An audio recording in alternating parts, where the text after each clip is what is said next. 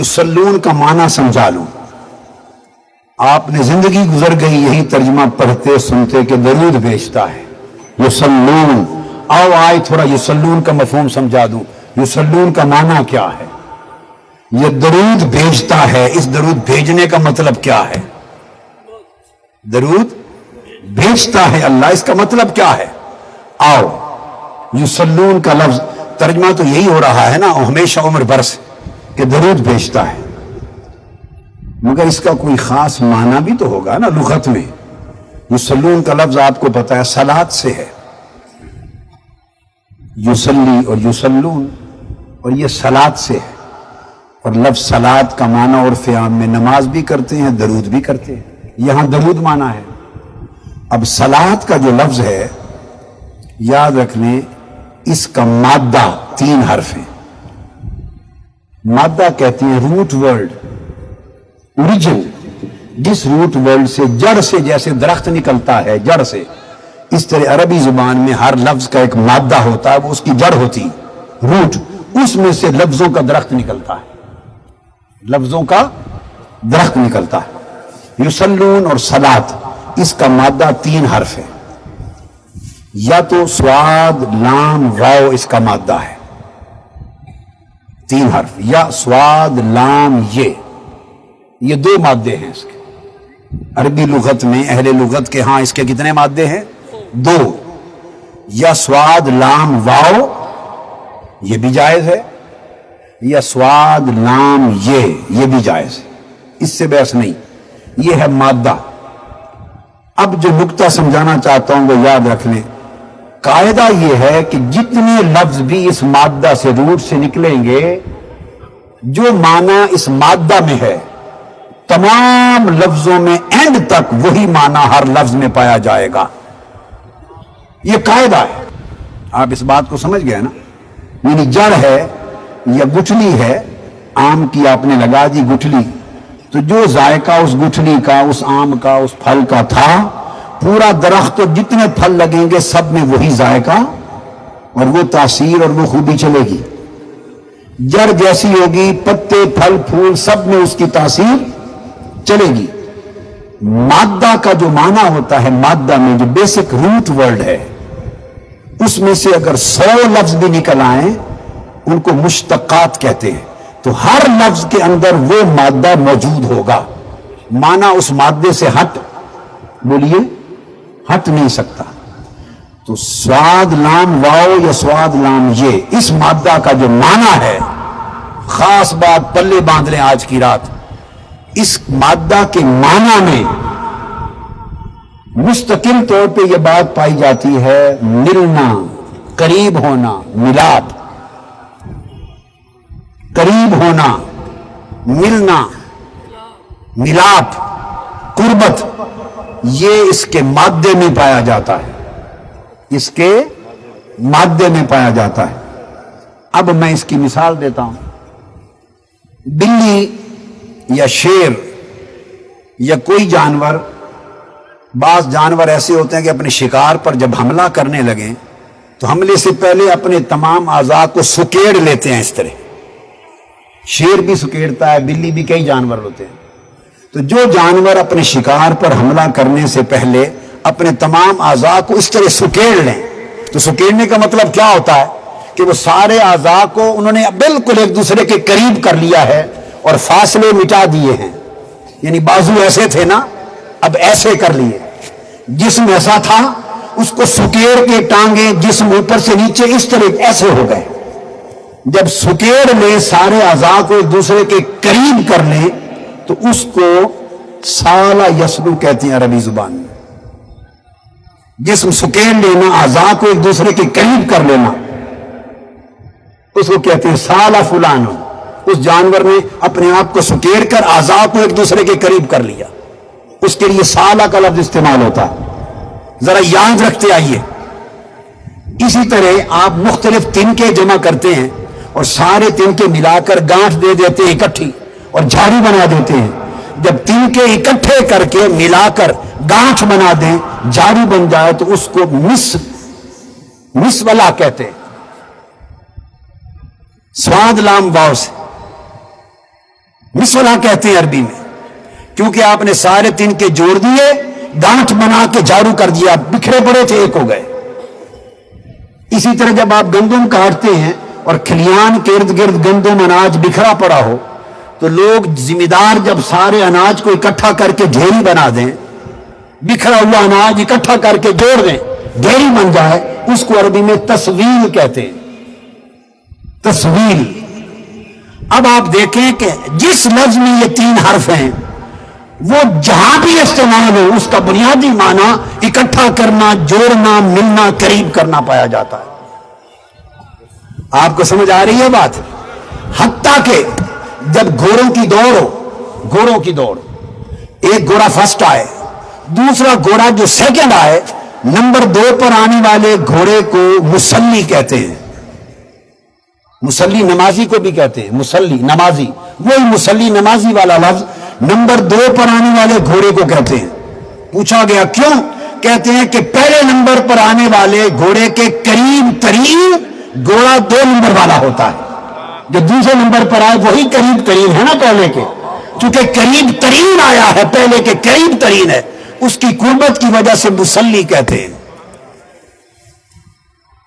अबू लहब के लिए कुरान ने कहा सयस्ला नारन ज़ात लहबिन व इम्राअतुहु हम्मालतल हतब, सयस्ला नारन ज़ात लहब, वो आग में डाल दिया जाएगा, यानी उठाकर आग से दूर था, जब आग भी डाल दिया तो आग के अंदर हो गया, कुर्बत हो गई, उसको सयस्ला कहा।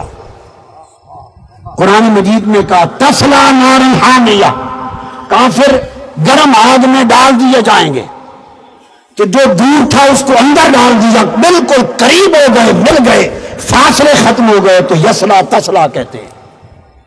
आप अरबी जुबान के, मैंने आपको 8-10 मिसालें दे दी, 100 दे लें जहां स्वाद लाम ये या स्वाद लाम वाओ, ये 2 मादा जहां जिस लफ्ज में आएगा उस लफ्ज के अंदर माना होगा फासले मिटा देना, करीब कर देना, जोड़ देना, इकट्ठा कर देना।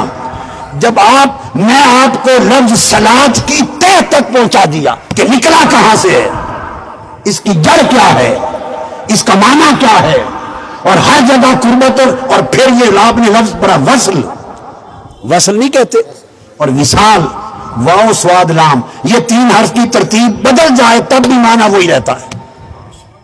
वसल और विसाल कहते हैं मिलाप, क्या? वाओ स्वाद लाम, मिलाप, वसल हो गया, विसाल हो गया, मिल गए, फिराक दूर हो गया, मिलाप हो गया दोस्तों का, हबीब हबीब से मिल गया, विसाल वसल।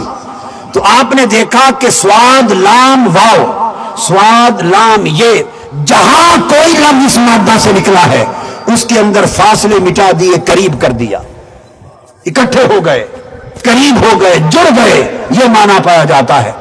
जब आप इस माने की तय को, रूह को, जड़ को पहुंच गए, अब पलट आइए आयत करीमा की तरफ। अल्लाह कहता है इन्नल्लाह व मलाइकतहू युसल्लूना अलन नबी, उम्र गुजर गई, दरूद पढ़ता हूं, रब दरूद पढ़ता है, पढ़ते पढ़ते, सुनते सुनते आज ये भी समझें कि दरूद पढ़ता कैसे है, और उसका दरूद पढ़ना है क्या। हमारा पढ़ना तो ये है ना, अल्लाहुम्मा सल्ली अला सय्यिदिना मुहम्मदिन। अब वो दरूद पढ़ता है तो उसका पढ़ना क्या है, वो है सलात। सलात है स्वाद लाम वाओ या स्वाद लाम ये के मादा से, तो इसका माना है कुर्ब, मिलाप, माना है कि मैं भी और मेरे फरिश्ते मुस्तफा पे दरूद पढ़ते रहते हैं। मतलब क्या है, मैं भी अपनी शान के लायक हर लम्हा मुस्तफा को अपने करीब करता रहता हूं, मुस्तफा से मिलाप करता रहता हूं, मुस्तफा से विसाल करता रहता हूं, जो फासले बच गए हैं मिटाता रहता हूं। फरिश्ते अपने हाल के मुताबिक वो मुस्तफा के करीब होते रहते हैं, मैं अपनी शान के लायक मुस्तफा को अपने करीब करता रहता हूं। अब फरिश्ते कैसे सलात पढ़ते हैं, करीब होते हैं? 70,000 फरिश्ते हर रोज सुबह आते हैं और हुजूर के मज़ार के इर्द गिर्द तवाफ करते हैं, पर मारते आका की कब्र अनवर को और कुर्बत करते हैं।